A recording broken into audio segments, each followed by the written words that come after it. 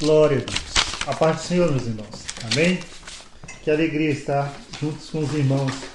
Juntos, porém separados, né? A distância nos separa, mas isso eu creio que é momentâneo. Breve nós estaremos todos juntos novamente para juntos louvarmos o nome do Senhor. Nós nessa noite queremos compartilhar a palavra do Senhor com os irmãos. E eu queria que você abrisse a sua Bíblia no livro do Apocalipse, no capítulo de número 3. Livro do Apocalipse, capítulo de número 3. Hoje nós vamos conversar um pouquinho sobre uma das cartas do Senhor Jesus a uma das igrejas, uma das 7 igrejas da Ásia. A carta de Jesus à igreja de Laodiceia. É a última das igrejas, está no capítulo 3 do livro de Apocalipse. A partir do versículo de número 12, deixa eu só confirmar aqui, Laodiceia, versículo 14, a partir do versículo de número 14. Que saudade que nós estamos dos irmãos, que saudade que nós estamos de congregar, de estar juntos com os irmãos, de participar desse momento com os irmãos. Que saudade das reuniões na igreja, dos cultos. Eu creio que seu coração também está ansioso para que tudo isso acabe e a gente possa estar junto novamente. Eu creio que Deus vai fazer com que isso seja o mais breve possível. Acredite. Queridos, a palavra do Senhor, aqui em Apocalipse, capítulo de número 3, a partir do versículo 14, diz assim, você pode acompanhar a leitura. Ao anjo em Laodiceia escreve, assim declara o Amém, a testemunha fiel e verdadeira, o soberano da criação de Deus. Conheço as tuas obras. Sei que não és frio nem quente. Antes fosse frio ou quente. E por esse motivo, porque és morno, não és frio nem quente, estou a ponto de vomitar-te da minha boca. E ainda dizes, estou rico, conquistei muitas riquezas e não preciso de nada. Contudo, não reconheces que és miserável, digno de compaixão, pobre, cego e que estás nu. Portanto, ofereço-te este conselho. Adquire de mim ouro refinado no fogo, a fim de que enriqueças, roupas brancas, para que cubras a tua vergonhosa nudez, e compre o melhor colírio, para que unjas os teus olhos e possa enxergar claramente. Eu repreendo e corrijo a todos quanto amo. Sê, pois, diligente e arrepende-te. Eis que estou à porta e bato. Se alguém ouvir a minha voz e abrir a porta, entrarei em sua casa, cearei com ele e ele comigo. O vencedor, eu lhe concederei que se assente comigo no meu trono, assim como eu venci e me assentei com meu Pai no seu trono. Aquele que tem ouvidos, compreenda o que o Espírito revela às igrejas. Queridos, é um texto bastante conhecido, creio que os irmãos já estão acompanhando todo o nosso estudo de Apocalipse e como Deus tem falado conosco no livro de Apocalipse. Eu creio que você tem acompanhado os áudios, tem acompanhado a explanação desse livro, está acompanhando as leituras bíblicas diárias, né? Estamos chegando no final do Novo Testamento e o livro de Apocalipse ele tem, assim, de uma forma especial, algo que nos atrai, porque ele fala das últimas coisas, fala das coisas que vão acontecer no fim de todas as coisas. E há uma curiosidade em nós acerca destas coisas. O livro de Apocalipse foi a revelação de Deus ao apóstolo João, quando ele estava ali preso na ilha de Patmos. E a revelação que Jesus Cristo trouxe a João naqueles dias em que ele estava ali, prisioneiro naquele lugar, foi exatamente acerca das últimas coisas. Mas no início do livro de Apocalipse nós temos as cartas de Jesus Cristo às igrejas que estavam ali situadas na região da Ásia Menor. São 7 igrejas. E Jesus ele pede para que João escreva uma carta para cada uma daquelas igrejas. E Jesus fala àquelas igrejas, Jesus chama a atenção daquelas igrejas para aquilo que precisava mudar, para aquilo que precisava ser consertado, para aquilo que precisava ser restaurado, para aquilo que precisava ser mantido, para que a graça de Cristo permanecesse ali sobre eles. Cristo ali se revela como aquele que caminha entre os castiçais. Os castiçais ali simbolizam a igreja. Então Cristo é aquele que caminha no meio da sua igreja, que cuida da sua igreja, que está com um cuidado todo especial, com um zelo pela sua igreja, pela sua noiva, pela esposa do Cordeiro. Então veja que nessas cartas a estas igrejas há uma mensagem especial de Cristo para nós, para as nossas vidas. Há muitos que dizem que estas cartas, elas revelam a situação da Igreja de Cristo em determinado período de sua existência. Cada carta revela um período da existência da igreja, uma fase da existência da igreja. E cada carta está endereçada à igreja em um determinado período, em uma determinada época. Mas nós não cremos dessa forma. Nós cremos que o conteúdo das cartas, elas se aplicam às igrejas às quais elas foram dirigidas. O conteúdo dessas cartas se aplicam a todas as igrejas, a toda a igreja de Cristo, em todas as épocas e em todos os lugares, e a todos os cristãos de forma individual. Então o conteúdo destas cartas, ele se aplica a mim, ele se aplica a você enquanto igreja do Senhor, vivendo em pleno século XX, aqui no Brasil, aqui no Gama, ou aí na cidade onde você se encontra, porque somos a igreja do Senhor, somos a igreja de Cristo. E a carta à igreja de Filadélfia foi a última carta escrita aqui por Jesus e direcionada a esta igreja. A cidade de Filadélfia era uma cidade muito importante, porque era uma cidade riquíssima. A cidade de Filadélfia, ela era conhecida por sua riqueza, por sua exuberância. Ficava situada ali no vale do rio Lico, no Vale do Lico, né? E na Ásia Menor. Era conhecida exatamente porque existia naquela cidade uma quantidade muito grande de bancos.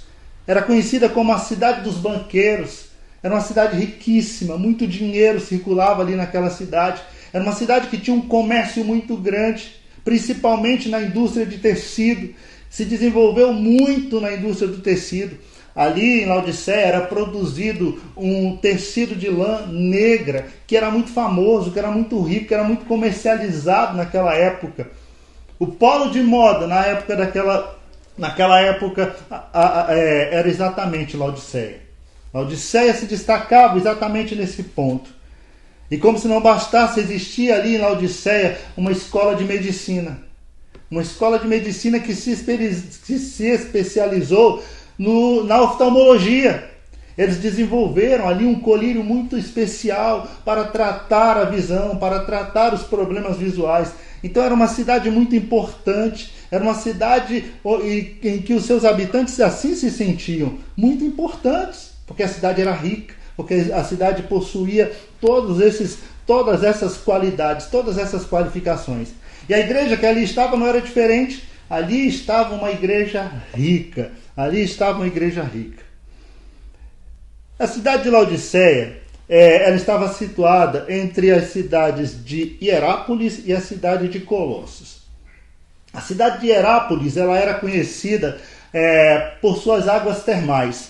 Era um ponto turístico, onde as pessoas iam para banhar ali nas águas quentes de Hierápolis. Eram consideradas águas medicinais. E as pessoas iam para aquele lugar. Era como se fosse aqui Caldas Novas, como se fosse ali em Minas Gerais, a região de Araxá, onde existem águas quentes, águas termais, e as pessoas iam para lá. Era um polo turístico, a cidade de Hierápolis. E a cidade de Colossos também era conhecida por suas águas puras, águas frescas, águas geladas, águas que saciavam a sede, águas cristalinas ali na cidade de Colossos. Laodiceia, por sua vez, apesar de ser uma cidade muito rica, ela não tinha um abastecimento de água que era o dos melhores. A água em Laodiceia não era boa. Então, a água que servia a essa cidade, ela vinha através de aquedutos da região de Hierápolis e da região também de Colossos. As águas quentes de Hierápolis e as águas frias de Colossos. E quando essa água chegava na cidade de Laodiceia, chegava morna. E outros dão outra explicação para esse fenômeno da água morna de Laodiceia. Há quem diga que não era isso que acontecia, que tinha apenas um duto que trazia água e vinha de muito longe, e essa água saía quente dessa região, mas quando ela chegava lá em Laodiceia, ela já estava morna. Outros dizem que essa água era da própria região de Laodiceia, que a água de Laodiceia ela já era de qualidade ruim por natureza, e ela não trazia água de outros lugares. De qualquer forma, a água era morna. De qualquer forma, a água não era boa para se beber. A água chegava ali com essa qualidade ruim. E Jesus ele chama a atenção exatamente disso. Exatamente dessa brandura que existia no coração daqueles irmãos daquela igreja. Jesus Cristo ele se apresenta a esta igreja de uma forma bem interessante. Ele se apresenta como o Amém. Esta palavra ela vem de origem hebraica. No começo de uma afirmação, ela significa certamente, verdadeiramente. Agora, quando ela aparece no final, ela significa assim seja. Então, Jesus ele se apresenta aqui como a palavra final, a autoridade absoluta para esta igreja. Aquele que vai trazer sobre ela a palavra final acerca de sua situação. Também se apresenta a essa igreja como a testemunha fiel e verdadeira. Ou seja, ele é a verdade, e não somente é a verdade, mas como vai dizer a verdade em cada promessa, em cada advertência feita a estas igrejas, e principalmente a advertência trazida à igreja em Laodiceia. Jesus também se apresenta aqui como o soberano da criação de Deus. Talvez na sua Bíblia esteja o princípio da criação de Deus. Jesus se apresenta como aquele onde tudo teve origem, que deu origem a todas as coisas. É interessante, né? Porque o apóstolo João diz que no princípio era o verbo era Deus, o verbo estava com Deus. Ele estava no princípio com Deus, todas as coisas foram feitas por ele, e sem ele nada do que foi feito se fez. Então aqui ele se apresenta como este Deus, criador de todas as coisas. Tudo foi criado por ele e para ele. Então Jesus ele se apresenta assim, e ele olha para esta igreja e diz: olha, eu te conheço. Eu sei as tuas obras. Eu sei o contexto no qual você está inserido. Eu sei exatamente a influência desse contexto sobre a sua vida. O quanto esse contexto no qual você está inserida tem influenciado a sua vida espiritualmente. Eu conheço as tuas obras. Eu conheço as tuas obras. A igreja em Laodiceia não enfrentava problemas de perseguição. A gente não vê aqui Jesus tratando de questões acerca de perseguição, como tratou com outras igrejas em outras cartas. Lá não havia os seguidores dos nicolaítas. Lá não havia os seguidores de Jezabel. Porém, esta igreja, ela tinha um defeito. E era muito grave aos olhos do Senhor. Esta igreja era uma igreja morna. Era uma igreja morna. Jesus diz para eles: tu és morno. E por seres morno, estou a ponto de vomitar-te da minha boca. O que significa então ser morno? O que Cristo quis dizer quando ele olha para essa igreja e diz: vocês são mornos? Olha, Jesus estava olhando para a igreja de Laodiceia, estava dizendo: olha, vocês são complacentes. Vocês são indiferentes. Vocês são acomodados espiritualmente. Falta fervor espiritual em vocês. Falta fervor. Vocês vivem uma vida espiritual mecânica, artificial. Vocês colocaram a vida espiritual no piloto automático e está deixando as coisas seguirem ao seu jeito, ao seu modo. O coração de vocês já não ferve mais diante da palavra do Senhor. O coração de vocês já não é tão empolgado no louvor, na adoração, no servir a Deus. Não há mais ânimo ou desejo de estar na casa do Senhor, de estar na presença do Senhor, porque vocês se tornaram apáticos, indiferentes em relação às coisas espirituais. Eu fico imaginando os irmãos da igreja em Laodiceia. Talvez fossem daqueles que iam à igreja uma vez por semana, talvez no domingo, dia do Senhor, e quando chegavam na igreja, estavam tão cansados dos seus afazeres, que olhavam para o relógio e diziam: olha, esse culto já vai começar agora, e eu já estou querendo ir embora, já estou querendo ir para casa, já não tenho mais ânimo de estar aqui. Aquela igreja perdeu o fervor espiritual, perdeu o desejo pelas coisas de Deus, perdeu a empolgação com as coisas espirituais. Eles já não eram mais motivados espiritualmente para realizar as coisas para o Senhor, para adorar o Senhor, para buscar o Senhor. ouviam a palavra, mas talvez fossem daqueles que ouviam a palavra à noite no domingo e quando fosse na segunda-feira, eles nem se lembravam mais do que tinha sido pregado no culto de domingo à noite. Talvez essa fosse a realidade daquela igreja. Tratavam com indiferença as coisas espirituais. Cantavam sim, estavam lá para cantar, mas era tudo mecânico, era tudo muito artificial. Não havia uma empolgação, não havia um envolvimento espiritual daquelas pessoas com o culto, com a celebração, com a adoração. Talvez se dedicassem à palavra, mas liam, mas não sentiam mais nada. Lembra dos discípulos no caminho para Emaús? Esse texto me chama muita atenção porque nesse texto revela que o coração daqueles homens ardiam quando eles ouviam a palavra do Senhor. Jesus ele aparece para aqueles homens depois de haver ressuscitado, quando eles estavam caminhando, eram 2 discípulos, estavam indo para Emaús. Eles não reconheceram que era Jesus, e Jesus acompanha esses discípulos até o lugar onde eles iam. Chegando ali na casa, eles convidam Jesus a entrar, mesmo não sabendo que era Jesus. E quando Jesus senta à mesa com aqueles homens, e Jesus ora pelo alimento, aí eles percebem que é Jesus. Mas quando eles abrem os olhos, Jesus já não está mais lá.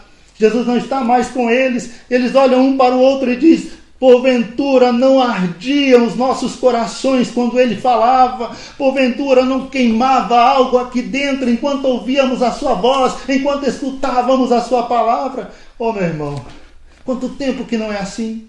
Quanto tempo que não é assim? Quanto tempo nosso coração não arde quando ouvimos a voz do Senhor, quando ouvimos a palavra do Senhor? Talvez esteja acontecendo conosco o oposto do que aconteceu com aqueles homens. Talvez o que esteja acontecendo conosco é o que aconteceu com o povo de Israel. O povo de Israel, lá no livro de Números, no capítulo de número 21, está narrada essa história. Eles estavam caminhando de Cádiz rumo à cidade, à terra prometida. No meio do percurso, eles tinham que passar pela cidade dos Edomitas, pelas terras dos Edomitas. E Moisés manda mensageiros para pedir autorização ao rei daquele povo edomita, para que eles passassem ali por suas terras. Porém, aquele rei não permitiu a passagem do povo por ali. Então eles tiveram que dar a volta na terra dos Edomitas. Para dar a volta, aí o percurso ficou maior. Aí a caminhada ficou maior. O sol mais escaldante. E aquele povo começou a murmurar. Aquele povo começou a reclamar. Murmurava de Moisés, murmurava de Arão. Olhava para Moisés e dizia: nós estamos aqui para morrer. Você nos trouxe aqui para morrermos aqui. Aqui não tem pão, aqui não tem água. Vamos morrer nesse deserto. E ainda nos tem todo dia esse mesmo pão. Todo dia esse pão. Nós já estamos enfastiados desse pão. E às vezes parece que nós estamos assim. Às vezes parece que a gente vai à igreja e quando a gente chega na igreja a gente olha e fala: poxa, mas é esse pastor de novo que vai pregar? Ah não, eu quero ir embora. Porque a semana toda sem vir à igreja eu já venho: poxa, esse pastor de novo, essa palavra de novo. Ah não, já ouvi falar sobre isso. Ah, já não aguento mais ouvir falar sobre esse assunto. Nosso coração não tem prazer. Nosso coração já não sente mais alegria. Era assim que estava a igreja de Laodiceia. Era assim que estavam aqueles irmãos presos a uma vida morna, longe de Deus, longe da presença do Senhor. Não tinha empolgação, não tinha prazer. Eu me recordo de uma experiência que eu tive, pessoal. Eu fui com meu filho, João Marcos, assistir um jogo da seleção brasileira aqui no estádio. Estava tendo ano passado aqui a Copa Sub-17. E meu filho gosta muito de futebol, meu filho mais novo, tá aí me assistindo, né? E ele: pai, vambora lá ver o jogo. Eu fui ver o jogo. Engraçado que eu fui, e no dia que eu fui ver o jogo, o estádio estava lotado. O estádio é pequeno, né? Tem uma capacidade pequena, mas tinha 19 mil pessoas, quase 20 mil pessoas. Mais de 19 mil pessoas. Quase 20 mil pessoas. Estava uma chuva, irmãos. Uma chuva forte, um vento, um frio. Eu estava morrendo de frio, eu tremia de frio ali naquele lugar. O estádio lotado, muita gente, muitas pessoas ali. E era interessante porque nem o frio, nem a chuva atrapalhava ninguém ali de gritar, de comemorar. As pessoas estavam com o coração totalmente voltado no que estava acontecendo. É interessante isso. Eu tive uma experiência pessoal e o que eu vivi ali foi para mim. Foi para mim. Então assim, eu estava ali e olhava aquilo e eu via as pessoas gritando: e vamos fazer a ola. E todo mundo levantava o braço e fazia a ola.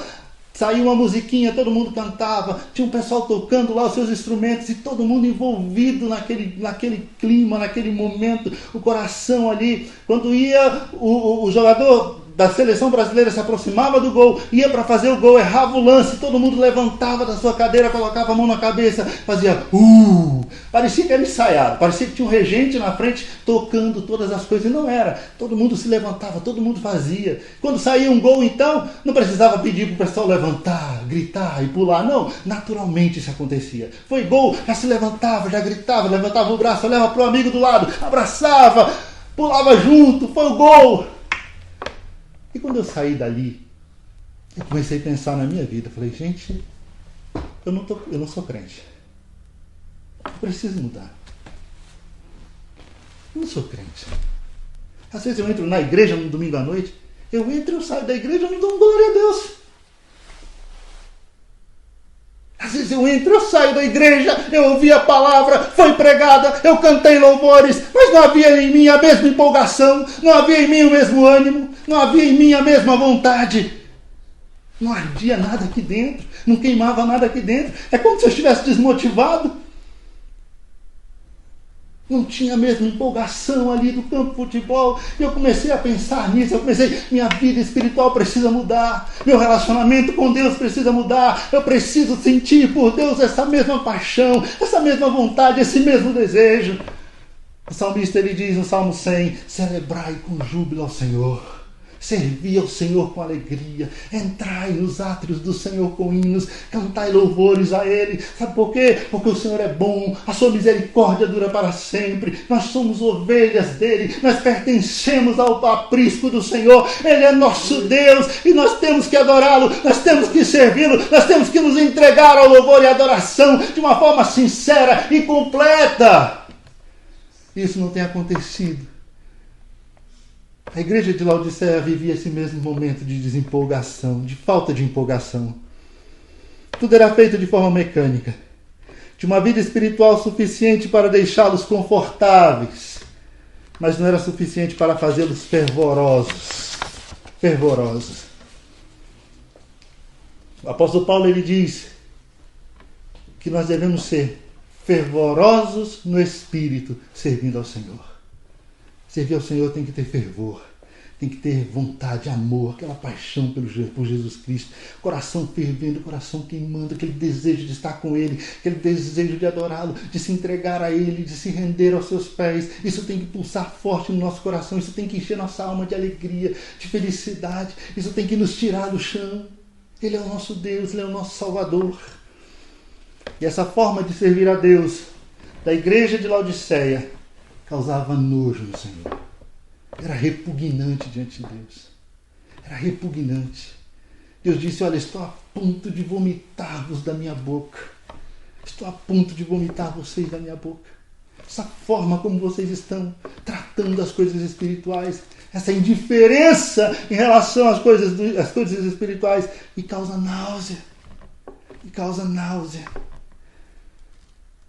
Como se não bastasse toda essa indiferença, a igreja em Laodiceia era uma igreja autossuficiente. Autossuficiente. Soberbos. Orgulhosos. Veja que eles diziam, ó, estou rico. E de nada, absolutamente nada eu tenho falta. Eu não tenho falta de nada. Não falta nada para mim. Eu sou rico. A geladeira estava cheia.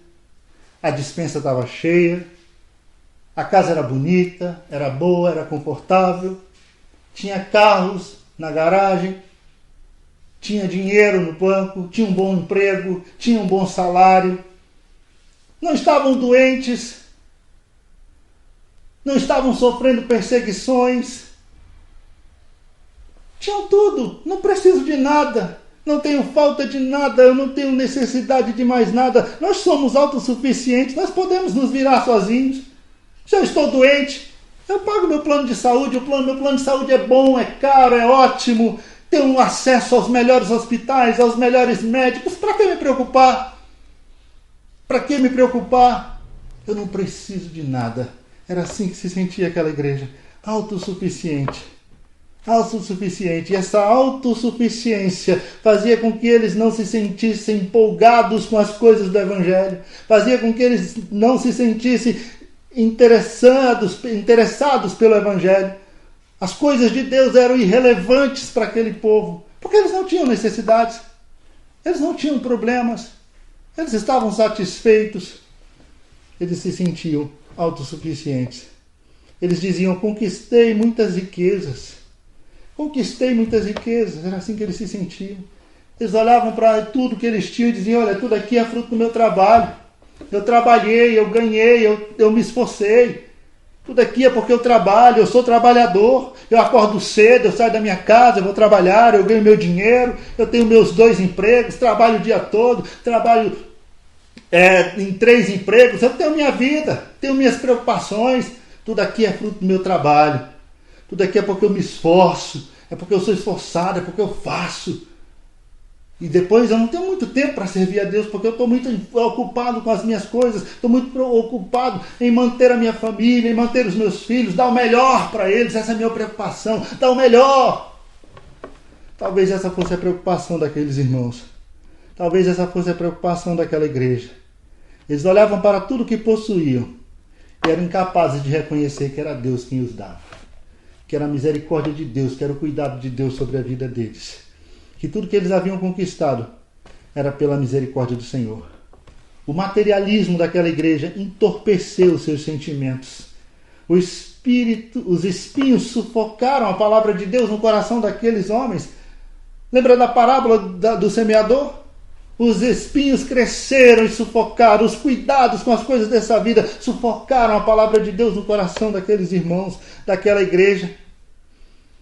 Eles já não sentiam mais prazer nas coisas do Senhor.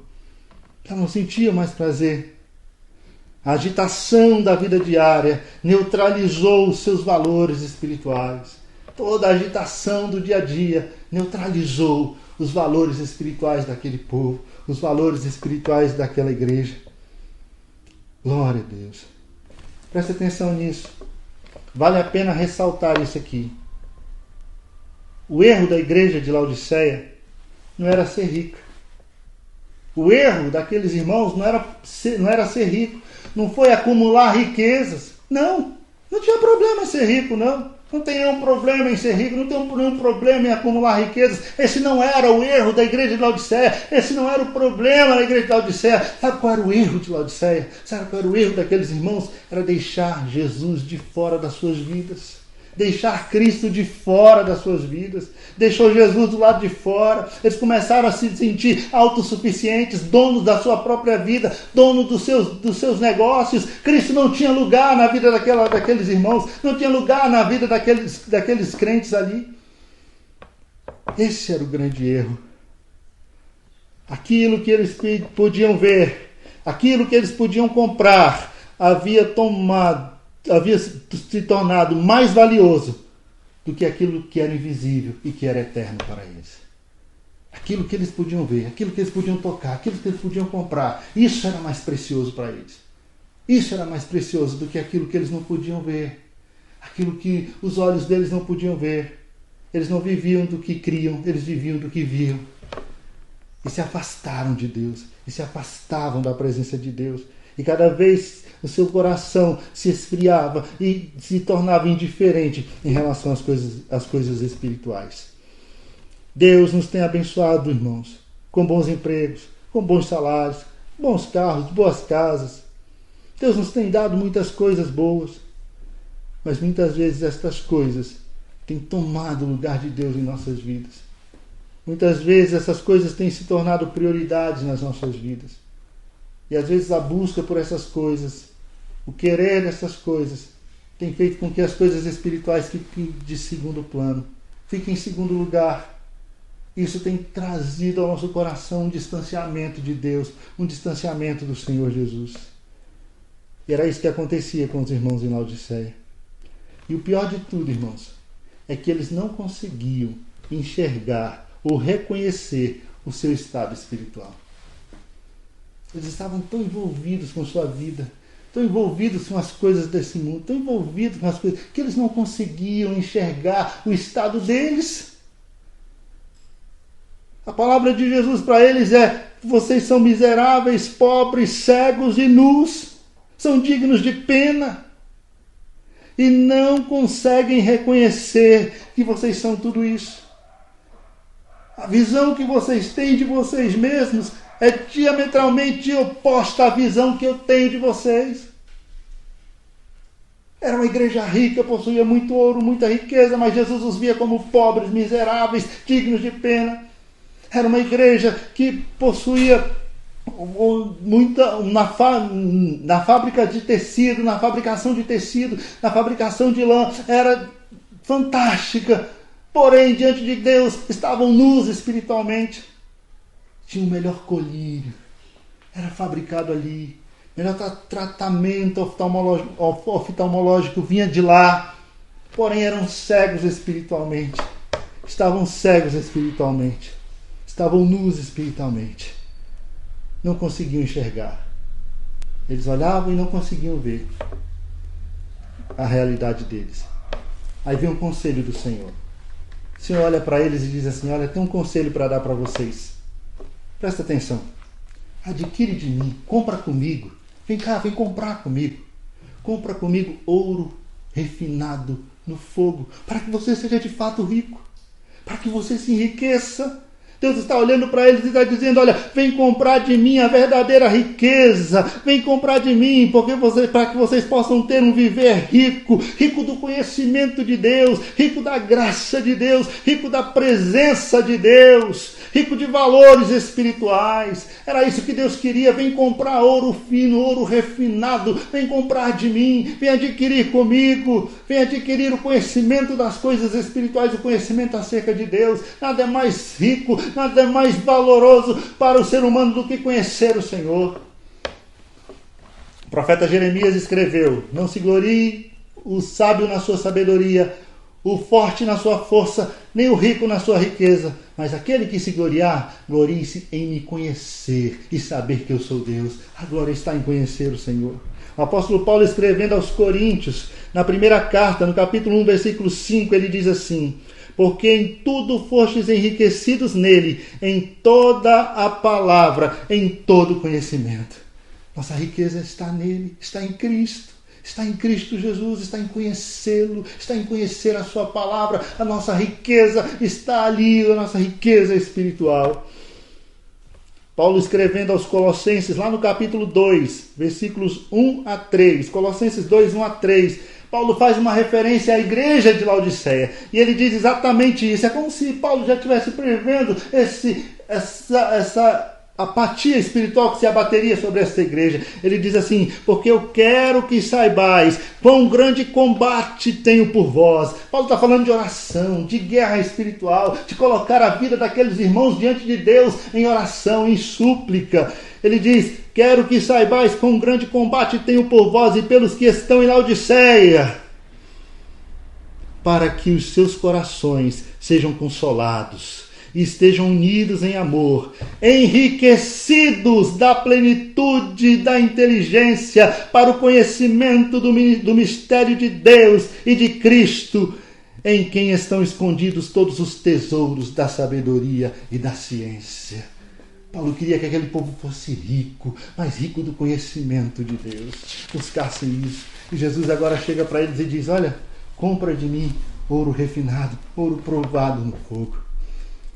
Jesus diz: olha, adquire de mim roupas brancas para cobrir a vergonha da tua nudez.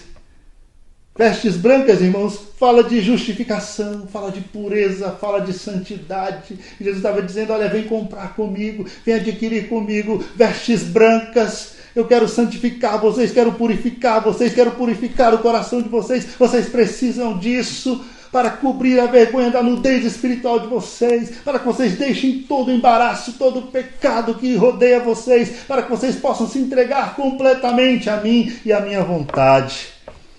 Em Apocalipse capítulo 7, nós temos um momento especial aqui, que é o momento em que João tem a visão daquela multidão vestida de branco. Lá no versículo 13 do capítulo 7 de Apocalipse, um dos anciãos diz assim para João: estes que estão vestidos de branco, quem são e de onde eles vieram? João olha para o ancião e diz: eu não sei, Senhor, tu sabes. Então ele diz assim, ó, estes são os que vieram de grande tribulação, e as branquearam no sangue de Jesus. Lavaram, branquearam no sangue de Jesus. Então, somente o sangue de Jesus pode trazer essa pureza. Por isso Jesus diz, vem comprar de mim. E por fim, Jesus diz a eles, compre de mim o melhor colírio. O melhor colírio para ungir os olhos de vocês, para que vocês possam ver claramente, para que vocês possam ter uma visão clara, uma visão perfeita. Compre de mim o melhor colírio para ungir os olhos de vocês. Vocês se gabam de ter um colírio, mas vocês estão cegos, vocês não conseguem se enxergar. Mas compre de mim, eu vou abrir os olhos de vocês, eu quero abrir a visão de vocês. Efésios capítulo 5, versículo 16, o apóstolo Paulo diz assim para os irmãos em Éfeso: não cesso de dar graças a Deus por vós, lembrando-me de vós nas minhas orações, para que o Deus de nosso Senhor Jesus Cristo, o Pai da glória, vos dê o seu conhecimento, em seu conhecimento o espírito de sabedoria e de revelação, tendo iluminado os olhos do vosso entendimento, para que saibais qual seja a esperança da vossa vocação.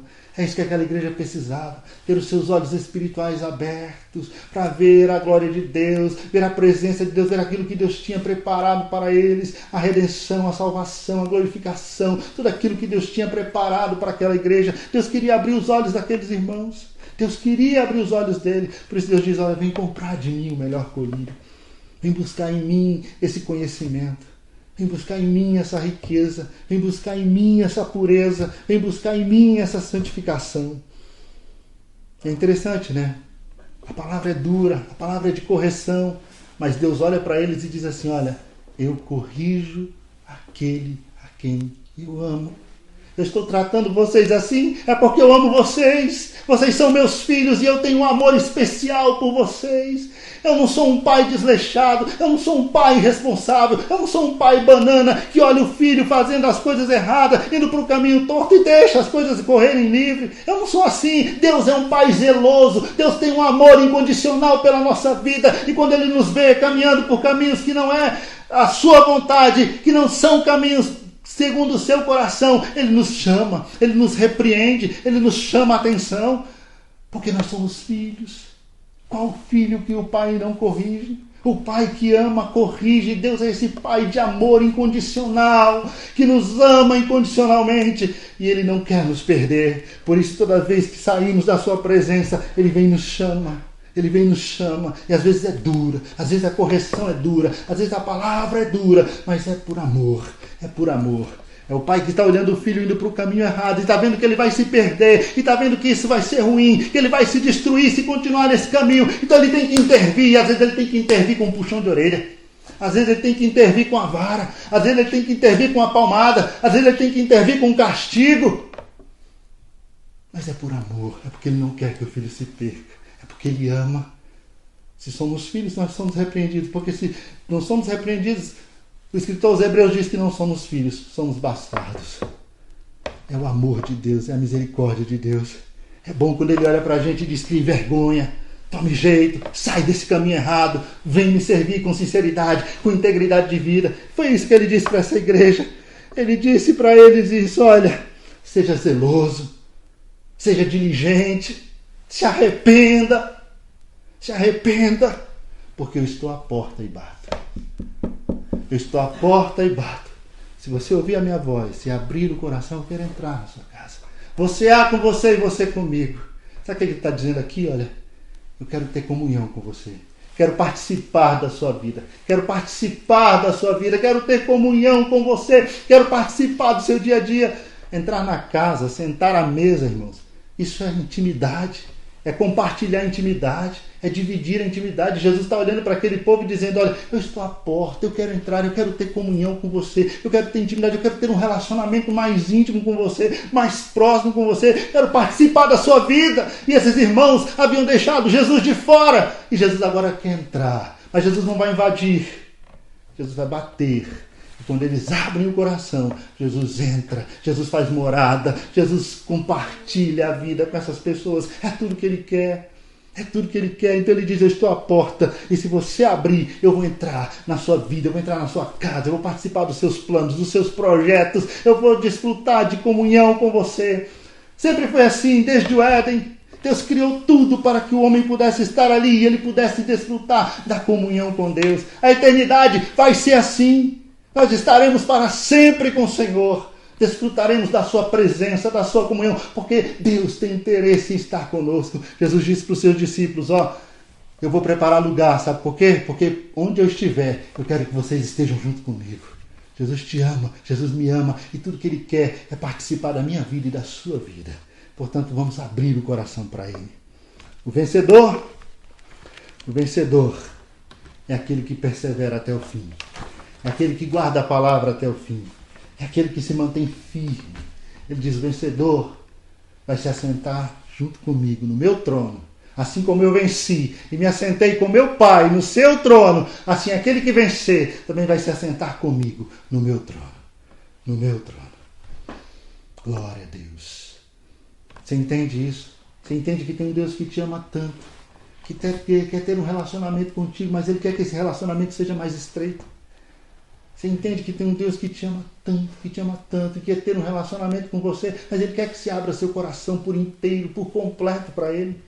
Ele quer que você tenha prazer em servi-lo, tenha alegria em servi-lo, alegria em fazer a sua vontade, em estar na sua presença. Ele quer que você sinta prazer em fazer as coisas para Ele, em louvá-lo, em adorá-lo, em buscar a sua face. Ele quer que você tenha prazer na palavra dEle, medite nela dia e noite, que o seu prazer esteja na sua lei e que ela esteja guardada no seu coração. Esse Deus, Ele te ama tanto, que Ele nessa noite me trouxe aqui exatamente para dizer isso para você. Arrepende-te, mude, abra o teu coração para Deus. Está tudo frio aí, está tudo gelado, está tudo distante de Deus, há uma vida morna, indiferente. É um sinal amarelo que está piscando aí, dizendo, olha, tem que mudar alguma coisa, tem que mudar alguma coisa. Se aproxime de Deus, se entregue a Ele, se renda aos pés do Senhor. Abra o seu coração para Ele. Talvez você diga, mas pastor, eu nem sou crente, mas eu quero Jesus participando da minha vida. Eu quero que Jesus participe dos meus negócios. Eu quero que o Senhor entre na minha casa. Eu quero que Ele participe da minha vida. É simples. Entregue a sua vida para Ele. Diga a Ele, Senhor, eu te aceito como meu único, suficiente Salvador, como Senhor da minha vida. Ele vai te receber hoje. E a partir de agora Ele vai ser Senhor da sua vida. Ele vai entrar no seu coração. Ele vai fazer morada no seu coração. Ele vai fazer morada na sua vida. O Espírito dEle vai habitar em você. Ele vai transformar seu coração. Deixa Cristo entrar, deixa Cristo fazer a diferença na sua vida. Você pode fazer isso nessa noite. Aí onde você está, dentro da sua casa. Deixa eu orar por você que nessa noite me ouviu, nessa noite ouviu a palavra do Senhor. Pai querido e santo, Deus de graça e de misericórdia, muito obrigado pela tua palavra que veio a nós nessa noite. Muito obrigado, Senhor, pelos meus irmãos que estão ouvindo, que estão nessa noite, Jesus, assistindo. E aqueles que irão amanhã, outro dia, assistir também essa live. Deus, eu coloco cada lar, cada vida, cada família diante de Ti. Cada crente, Senhor. Ó Deus, transforma o nosso coração. Dá-nos um coração movidos para a Tua presença, para estar diante de Ti. Faz o nosso coração arder de desejo pelas coisas espirituais, pelas coisas do Senhor. Perdoe-nos pela nossa indiferença, perdoe-nos pela nossa mornidão. Muda em nós tudo aquilo que precisa ser mudado, Senhor, e ajude-nos a caminhar contigo. Ó Deus, aqueles que se entregaram a Ti essa noite, perdoa os pecados, escreve o nome no livro da vida, em nome de Jesus. Amém. Amém. Você já conhece o nosso canal do YouTube?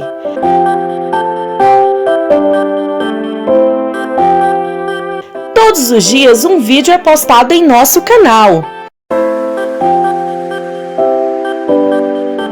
Visite as nossas playlists, mensagens que edificam, leitura bíblica diária, congressos, louvores e muito mais.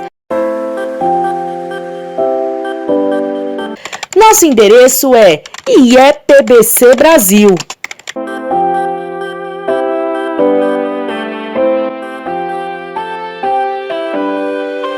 Ah, e não se esqueça de se inscrever, deixar o seu like, ativar o sininho, pois dessa forma, cada vez que postarmos um vídeo, você será avisado. E também fique à vontade para deixar o seu comentário.